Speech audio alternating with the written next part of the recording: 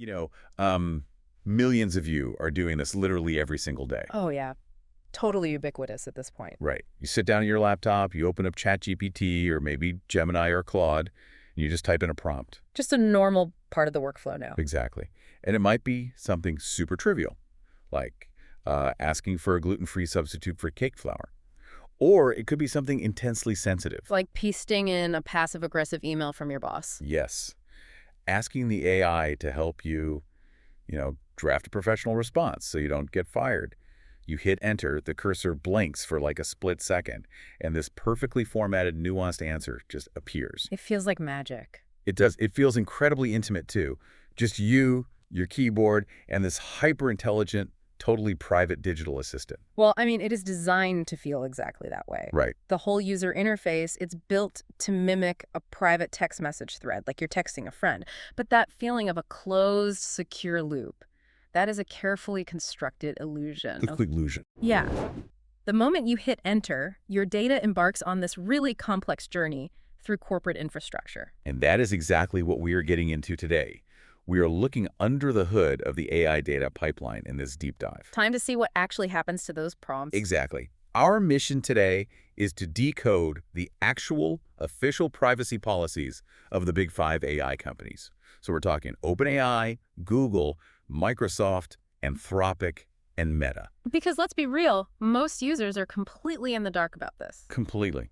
We assume our thoughts just kind of vanish into the ether. Yeah. But the technical reality is, well, it's far more complicated. Way more complicated. I mean, to really grasp the privacy implications, we have to start with the physical mechanics of a prompt. Like slide 3 from our source presentation. What actually happens physically when I hit enter? So your text doesn't just tap a digital brain and evaporate. It enters a multi-step, highly logged process. First, your prompt is sent over the internet to a centralized cloud server somewhere. But before the AI even attempts to answer your question, It gets intercepted. kind of, yeah. Your input typically passes through a safety classifier first. Okay, what is that? It's a separate, smaller algorithm. It's just checking if you are asking for something illegal or dangerous or violating terms of service. So there is literally a gatekeeper analyzing my request Yeah. before the main AI even sees it. Precisely. And once it clears that hurdle, the data is logged in a database. Logged, as in permanently. Logged. Then the large language model finally processes your prompt, generates the tokens, and sends the response back to you. But the critical piece of this whole puzzle is that database log. Right, the system retains a memory. Exactly. It records what you asked, when you asked it, and exactly how the model responded. So using a consumer AI isn't like looking up a word in a digital dictionary. Not at all. It's more like contributing to a massive crowdsourced Wikipedia page, where every single typo, every query, every secret you type becomes a permanent part of the ink used to print the next edition. That analogy captures the engineering reality perfectly. I mean, these tools are continuous data systems. They are hungry for human interaction. Because that's how they learn. Right. But this brings us to slide 4, which outlines the most significant dividing line in the entire AI industry right now. The two-tier system. Yes. The level of privacy you get depends entirely on whether you are using consumer AI or enterprise AI. Let's really break down that divide, because this seems to dictate everything about how our data is actually handled. It dictates their fundamental business model. So if you are using a free or low-cost AI tool, Like the ones anyone can just sign up for with a Gmail address. exactly, you are in the consumer tier. And in this space, your prompts are routinely logged, and that data is often used to train and improve the provider's underlying foundational models. So basically, zero privacy by default. You have significantly less privacy protection, yeah. I hear the standard argument all the time that we're just trading our data for free access to cutting-edge tech, like it's the old social media bargain. Right, the if it's free, you're the product thing. Exactly. Yeah. But I'd really push back on that equivalence. With social media, my data was used to build an advertising profile to sell me, like, shoes. Sure. With generative AI, my actual work product, my problem-solving logic, my writing, that is literally the raw material being harvested to build the product itself. Yeah. That feels like a fundamentally different transaction to me. It is a profound shift. You are essentially acting as an unpaid data labeler and a developer for these massive corporations. Wow. Okay, but then there's the other side of the coin. Right, the enterprise tier. If your company is paying for a premium business plan, the architecture changes completely. How so? In the enterprise environment, corporate data is kept strictly isolated. Your prompts, your company, documents, they are contractually fenced off. So they aren't used for training. Correct. They are not used to train the developers' foundational models. Organizations pay millions of dollars a year for these subscriptions specifically to buy that fence. Okay, that macro division makes a lot of sense. Consumer means you feed the machine, enterprise means you are protected. Broadly speaking, yes. But the specific mechanisms seem to vary wildly depending on whose machine you are actually feeding. Let's look at the specific companies, starting with the biggest player, OpenAI. The company behind ChatGPT. Let's get into slide 5. Right. Now, most of us who follow this space know about RLHF. Reinforcement learning from human feedback. Exactly. We know human trainers are involved in making the AI better. But how much of our data is actually exposed in their consumer tier? Like, what does the fine print say? So, for free users and Standard Plus subscribers, OpenAI's policy is that your conversations may be used to improve their models. Okay. But the mechanism here is what's important. It's not just an algorithm scraping your text. Human trainers may actively review your prompts. Wait, human trainers, as in real people are reading my weird 2 a.m. questions. They absolutely are. Now, the human review process is heavily sanitized. But it's real. It's very real. A data labeler might look at a prompt you submitted, look at 2 different answers the AI generated, and rate which one was more helpful. To be fair, I guess you do need humans to grade the AI's homework, so to speak. But the retention of that data is what really concerns me. Well, OpenAI does allow users to go into their settings and explicitly opt out of this training. Oh, they do? Yeah, and they also offer temporary chats that aren't used for training, but here's the catch. If you don't actively go in and flip those switches, your default status is that your data is in the training pool. And for their corporate clients. Completely different story. For OpenAI Enterprise and their API, which is what developers use to build their own software, the data is zero retention for training purposes. They don't keep it at all. They only hold on to the prompts for a brief window, usually 30 days, strictly to monitor for abuse or safety violations. After that, it's purged. None of it touches their model weights. Okay, so OpenAI provides a very clear fork in the road. Yeah. Let's move to slide 6 and look at Google's ecosystem with Gemini. This is an interesting one. Yeah, because they are an advertising and search company first. That gives them a completely different data lineage than OpenAI. How does their fine print compare? Google's policy for consumer Gemini operates on a pretty similar premise. Human staff may review conversations to improve the systems, but Google includes this uniquely stern, explicit warning in their docs. What does it say? They tell users point blank, do not enter confidential information. Which is terrifying because Why? there is a very real technical reality beneath that warning. Very real. The slide points out that human reviewers might see your conversations even after you disconnect them from your Google account Right. because the data is quote-unquote anonymized and stored separately.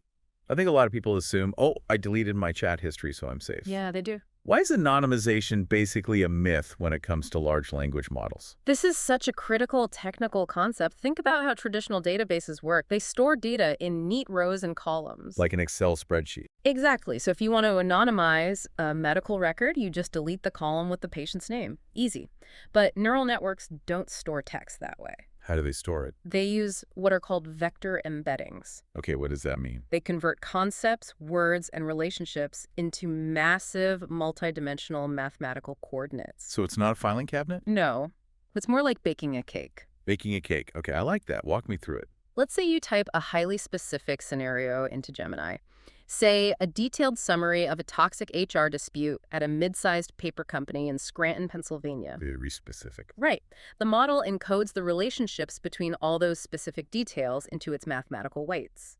Once your highly specific story is baked into the model's parameters, the batter, so to speak, you can't just delete the username and say it's anonymous. You can't unbake the flour out of the cake. Because the context clues and the structural DNA of that secret are just trapped in the math. Exactly. If someone later prompts the model with the right combination of words, it might actually regurgitate the exact details of your confidential dispute. Wow. That makes the chat box look a lot more like a permanent megaphone. It really does. All right. Let's move to Anthropic on slide 7. They're the creators of Claude. And they heavily position themselves as the adult in the room, right? Heavy marketing on their safety and ethical focus. They do, yeah. Does their infrastructure actually reflect a different approach to our data? It presents a fascinating paradox, actually. Anthropic does have stricter, overarching data retention philosophies, and their enterprise protections are completely ironclad. But what about the free users? For the everyday consumer using the free version of Claude, the policy remains relatively standard. Your prompts may still be logged, and they may still be reviewed to improve the model. Wait, really? Even the company whose entire brand is safety is still vacuuming up consumer conversations. Yes, but you have to look at the engineering reality of alignment. What do you mean by alignment? Getting the AI to behave safely.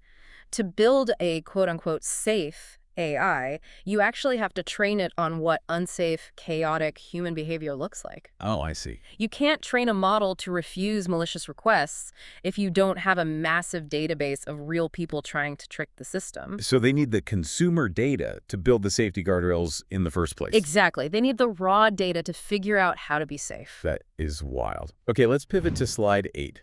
Microsoft. The enterprise giant. Right. Copilot is rapidly becoming the default AI integrated into the operating system of corporate America.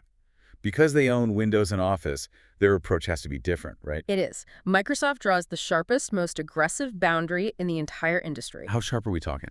Well, if you use Consumer Copilot, the version baked into the Bing search engine or just standard Windows, your prompts are logged, monitored, and used for system improvement, just like the others. Okay, but what about the business side? Microsoft 365 Copilot, the enterprise version that's integrated into Word and Excel for businesses, that operates under a zero-trust fortress model. Because they know Fortune 500 companies won't let an AI read their quarterly financials if there's even a fraction of a percent chance that data leaks. Precisely. Microsoft explicitly guarantees that business data remains entirely within the organization's encrypted environment. It never leaves your corporate tenant. And it doesn't train the model? Never trains the foundational model. Which brings us to slide 9, and the ultimate wildcard here, Meta. Ah, yes.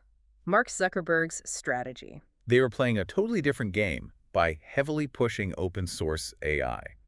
How does that architectural choice impact privacy? Meta is unique because they force us to separate the software from the deployment. They offer two distinct paths. What's the first path? First, there is Meta AI. That's the cloud service you interact with on Instagram, WhatsApp, or Facebook. Maybe the little blue circle. Exactly. That operates just like ChatGPT or Gemini. It's a cloud server, interactions are logged, and your data improves their systems. Okay, so standard consumer terms, but what's the second path? The second path is Llama. That's the actual underlying model that they release to the public. Meta open sources the model, waits for Llama. And why does that matter for privacy? Because it creates a massive privacy superpower for technical users. If you download the Llama model and run it locally on your own laptop silicon or on a private server that's disconnected from the internet, That I could see it. Meta collects absolutely zero prompt data. Nothing is sent back to their servers because there is simply no connection to their servers. So using Meta's cloud AI on Instagram is like having a conversation in a crowded public square where anyone could be listening. Right. But downloading Llama and running it locally is like building a soundproof bunker in your own basement. That's a great way to put it. The algorithm is exactly the same, but because you own the hardware, you own the privacy. It proves that using AI isn't just one monolith. The infrastructure matters just as much as the code. That is the perfect way to synthesize the landscape. Which brings us to slide 10. Let's look at a scorecard of all 5 major players side by side. When you look at the macro view, the industry standard is undeniable. For free consumer tools across the board, your data is the product. Unless you opt out or run it locally. Exactly. But for paid enterprise tools, your data is protected. Knowing that consumer data is logged, reviewed, and mathematically baked into future models, honestly, it makes the psychology of these interfaces feel almost predatory. It really does. The UI mimics iMessage or WhatsApp. It cues our brains for a private, intimate chat. And because of that friction, the things people are actually pasting into these systems. When looking at slide 11, it is catastrophic. The security industry is seeing some truly terrifying trends. What are people putting in there? Users routinely paste active passwords and API keys to help debug their code. Oh, no. They upload deeply personal medical records to ask for second opinions. Employees dump unredacted legal documents, M&A strategies, and raw financial bank statements into consumer AI just to generate a quick summary. It's staggering. And the irony is, as we noted earlier, Nearly every single major AI provider includes an explicit on-screen warning: do not submit confidential or sensitive information. It's usually in tiny gray text right beneath the text box. But nobody reads it. We're so conditioned by 20 years of private messaging apps that we treat a corporate data center like a trusted confidant. We are totally sleepwalking into a massive privacy vulnerability, and I think we really have to ask ourselves why. Right. Which brings us to slide 12. Why are the companies so desperate for this specific data? It's the million-dollar question. I mean, I understand they need data to train AI, but with the rise of synthetic data, where AI companies just use powerful AI to generate billions of fake training documents, why do they still desperately need our organic, messy human prompts? Are we really that valuable? You are absolutely invaluable. Right. Primarily because synthetic data lacks human entropy. Human entropy. Explain that. An AI generating test prompts will never come up with the bizarre, illogical, highly contextual ways that real people break software. Real user inputs reveal edge cases and failure modes that brilliant engineers sitting in a sterile lab would simply never think of. Like a stressed-out middle manager at 2 in the morning asking the AI to write a passive-aggressive rhyming poem about cleaning the office microwave while also formatting an Excel macro. Exactly. An AI wouldn't synthesize that exact flavor of human chaos. It's too weird. Right. And the systems need that chaos to learn robustness. Okay, what's the second reason they want our data? The reinforcement learning loop we discussed earlier.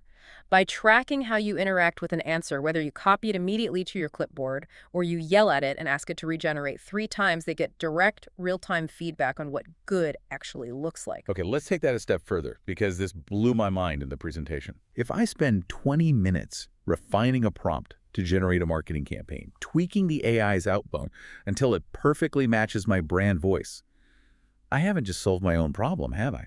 No, you haven't. I have essentially handed them a perfectly labeled, high-quality data set demonstrating exactly how a professional marketer solves a problem. I am literally training the next generation of their model to do my job better. You are. Your highly refined prompts become the literal fuel for future capabilities. That is wild. And finally, they collect this data to analyze aggregate macro trends. If they notice 10 million people suddenly using the AI to write Python code for a specific new framework, they know exactly what features to prioritize in their next product update. So the unspoken contract of the consumer AI era is we get access to magic, and in return, we feed the machine the raw human ingenuity it needs to become even more magical. That is exactly the trade-off, which means the operational security rules for the average user need to change immediately. You have to navigate this ecosystem defensively. You really do. So let's talk about the actionable advice for the listener right now, straight from slide 13.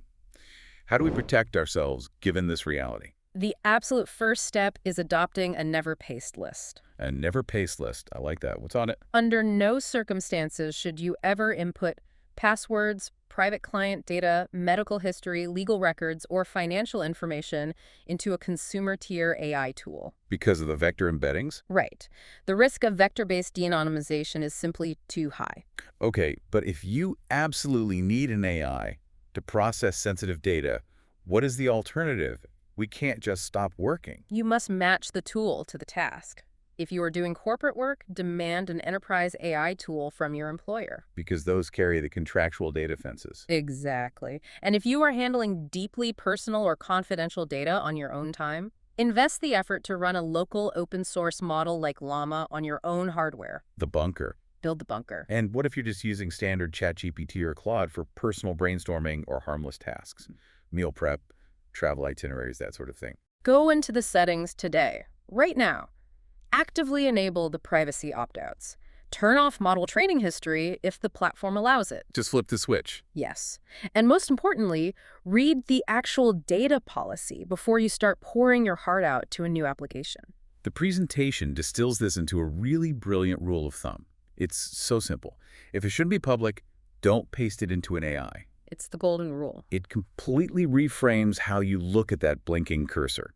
It is not a private journal. It is a microphone broadcasting to a massive server farm. That is the exact mindset shift required, which brings us to the final point, slide 14. The ultimate question. Right. Before you press enter, you must constantly ask yourself one fundamental question. What happens to my data after I press enter? Such an important question. AI is an incredibly powerful lever for human productivity.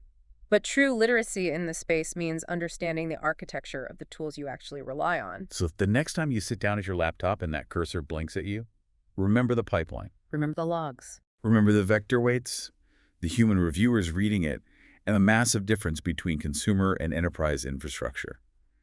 Thank you for joining us on this deep dive. We've pulled back the curtain on the Big Five and hopefully armed you with the exact knowledge you need to protect your digital footprint. But before we wrap up today, I really want to leave you with one final thought to mull over, something that builds on everything we just discussed. Oh, this is a good one.